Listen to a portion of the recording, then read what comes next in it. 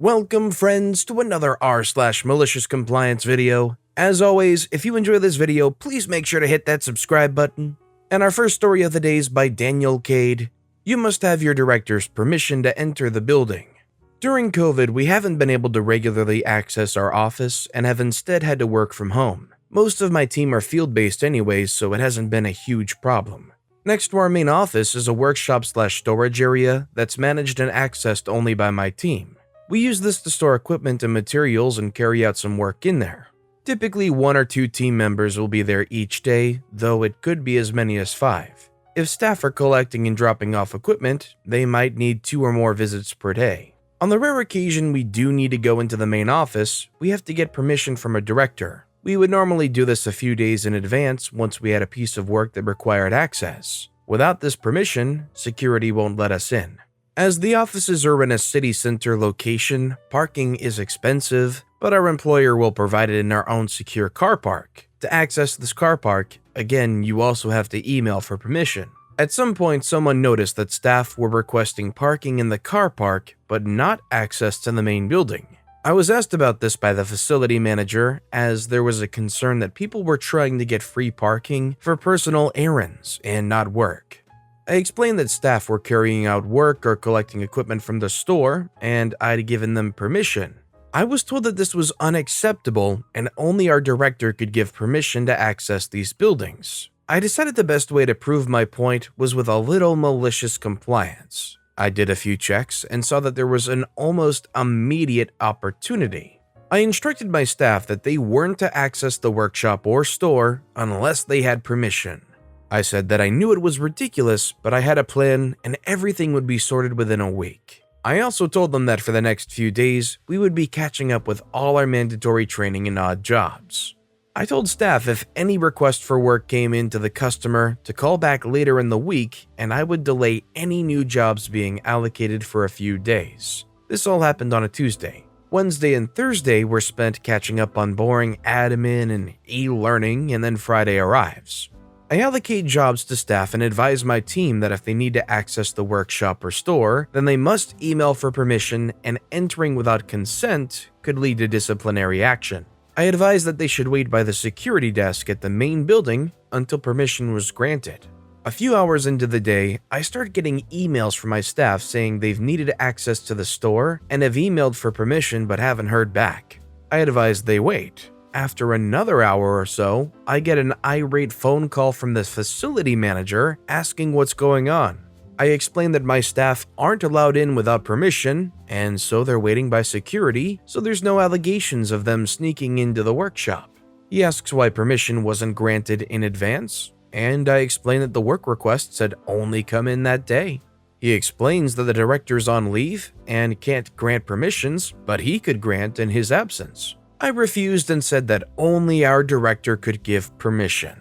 I agreed to ask the staff to leave for home and to postpone their jobs. Monday rolled around and I got a phone call from the director. He'd received complaints from the facility manager and a few other senior managers about the situation. Thankfully, he realized how ridiculous the situation was and said he'd only agreed to keep the facility manager quiet. It was clear that I'd orchestrated the situation, but the director was willing to take the blame for the issue. The decision was reversed, and now staff don't need permission. One other plus point is that I've stopped receiving email reminders about my team members' training being out of date. 2 birds with 1 stone. You expose how bad these rules are and get it changed, and you get all of your staff's training needs all topped off. If you were working at a place and a higher-up set rules and regulations like this that made no sense and was kind of restrictive, would you be the rebellious type and try and prove why it's ridiculous, or would you just try and make it work? Let me know in the comments down below. Me personally, I would like to think about all the rebellious ways that I could get back at them, but to be honest, I'm definitely more of a reserved person, so as much as I would love to get back at them somehow, it probably would be something that, unless somebody else was leading the charge, I would probably just try and make it work. But at the end of the day, if it was just too much or too over the line, just start looking for a new job, honestly. This next story is by Zeriosiad. Want to play office politics? Play stupid games? Win stupid prizes? Early last year, I started working as a contractor supporting one of the many government agencies here in the US. My job description was pretty simple: act as administrative support for a particular federal employee. In effect, I'm a glorified secretary. I push papers, schedule and file things, and act as a gopher whenever necessary. The job wasn't particularly difficult, but it really helped that the Fed and I got along like a house on fire. The problem is, the Fed I work for doesn't get along with another Fed who works in the same office. Their job descriptions have nothing to do with each other, and there's very little need for them to interact with each other, but for some reason, which I still don't know, there was bad blood between them. Cue the pandemic. Our office went from a steady workload to a maximum telework position, and just like that, there was no work for the contractors to do. No more pushing papers, no more scheduling or filing things, and no more acting as a gopher. Just long days sitting in my cubicle, reading Reddit on my phone. The Fed I support decides that we'll take the opportunity to clean out 2 offices in another building that haven't been used for years, so they can be repurposed. They'd sat idle for years because no one wanted to clean them. These rooms are filthy, with electronics that were old in the 90s, old break room food, cables everywhere, the works. As we get started, I'm happy to be there, as cleaning these rooms means I finally have something to do. Better yet, the Fed I worked for was right there with me, elbow deep in garbage. After the first day, we made solid progress on one of the rooms, but it took 8 hours of hard labor to get there. I go back to my cubicle to gather my things to go home and find the other Fed waiting for me. They say, "Where have you been all day?" I say, "I've been in the other building helping my Fed clean out a room." They say, "That's not in your job description. You don't need to be helping this person do that." I said, "I really don't mind. It's better than sitting around on the government's dime doing nothing. And besides, my job is to support this person. If they want me to help clean out a room, I'm more than happy to help." They say, "No, you can't be doing that. If it's not in your job description, then it's not your job. This Fed should have known better than to take advantage of your good nature and make you do work that you weren't hired for." I say, "I'm sorry, you're gonna have to take that up with my Fed. As far as I know, my job is to support this person in whatever they need, including physical labor." They say, "We'll see about that." The next day, my Fed and I go back to the other building to work. We're 10 minutes into cleaning when the other Fed shows up with a member of the union in tow. The Fed then rips into my Fed for forcing me to do work outside the scope of my duties and brought the union representative to back up this opinion. The funny thing was, the union rep had no idea what he was doing there. Neither my Fed nor I are members of the union, and his opinion really had nothing to do with the situation. The other Fed brought him in to use as a prop. To his credit, he seemed to know that because he gave us just an uncomfortable shrug with a look like, "I have no idea why I'm here either," and said nothing at all. Rather than fight about it, my Fed surrenders gracefully, and the 2 of us reluctantly leave the uncleaned rooms behind. A week later, I was sent home after guidance came down from Washington saying that since there was no work being done, contractors were no longer needed to support the Feds on staff until the pandemic ended. I sat home for about a day before getting a call from my company telling me another division needed me. This would be a permanent change of office, and as long as I didn't mind the risk of COVID, I could start immediately. Fast forward several months to November. I'm happily working away in my new office when the Fed who had a problem with my helping cleaning of the rooms comes in to speak with some of the employees in my new office. This person is absolutely livid because the 2 rooms had finally been reassigned, but still needed to be cleaned before they could be turned over to their new owners. This Fed was called into work specifically to clean the rooms, despite still being on maximum telework status, because there was no one else they could call. All of the contractors who had supported them had already been reassigned, and there was nothing in this person's job description that said they couldn't be assigned this particular duty. Apparently, it took almost 2 weeks of back-breaking labor to clean out the rooms until they were good enough to transfer. The best part was, this person seems to have completely forgotten what part I had to play in this little drama, because when they came to my office to complain about the injustice of it all to anyone who would listen, they stood right in front of my desk to do so. I got to hear every word of the story right from the horse's mouth.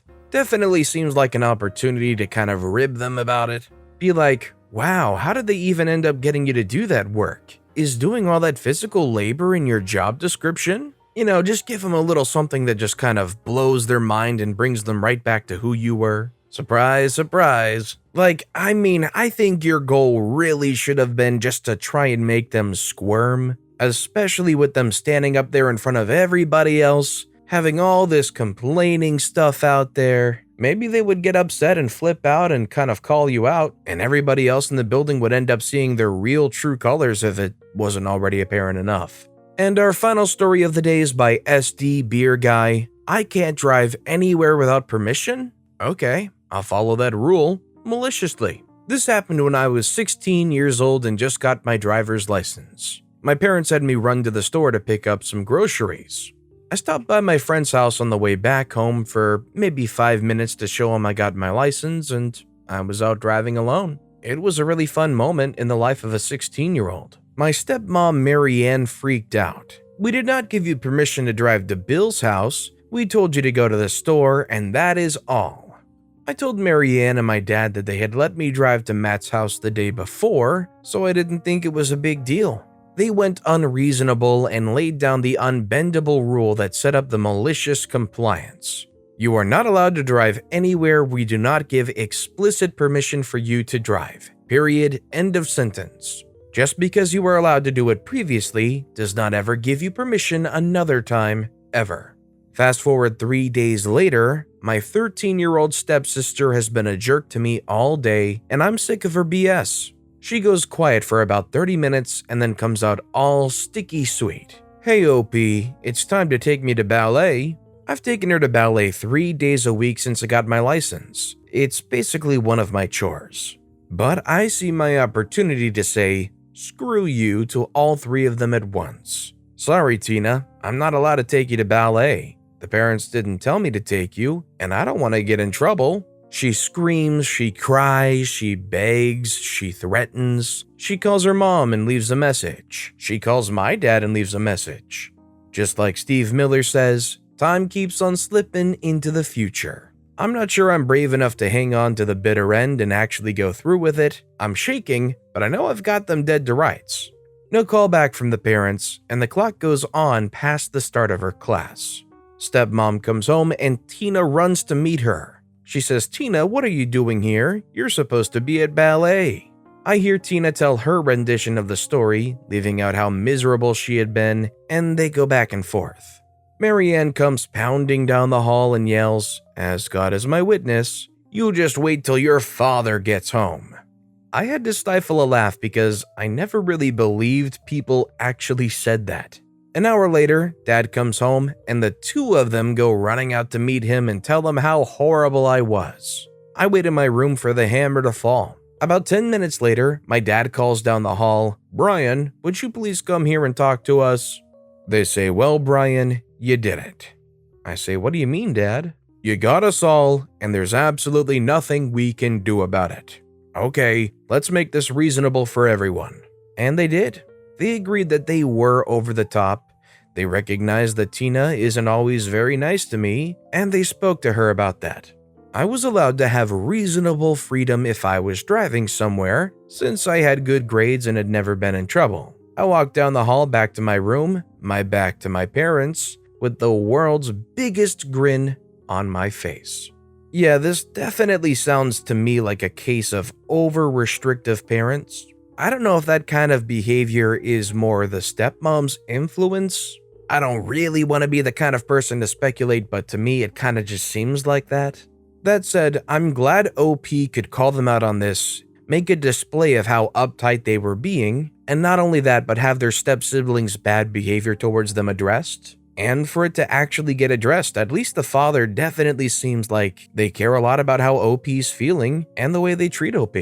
But with that being said, that's a wrap on another bunch of stories here today. As always, if you guys have any favorite videos of this bunch, let me know which one in the comments down below and why. And if you enjoyed the stories in general, if you could subscribe to this channel, it'd mean a lot to me. I make these videos daily, and it's by far and away the best way to support my channel. So no matter what you did, whether it was subscribing or liking, leaving a comment, I just appreciate the heck out of you guys. And as always, I'll be back tomorrow with even more stories right here on the Storytime channel.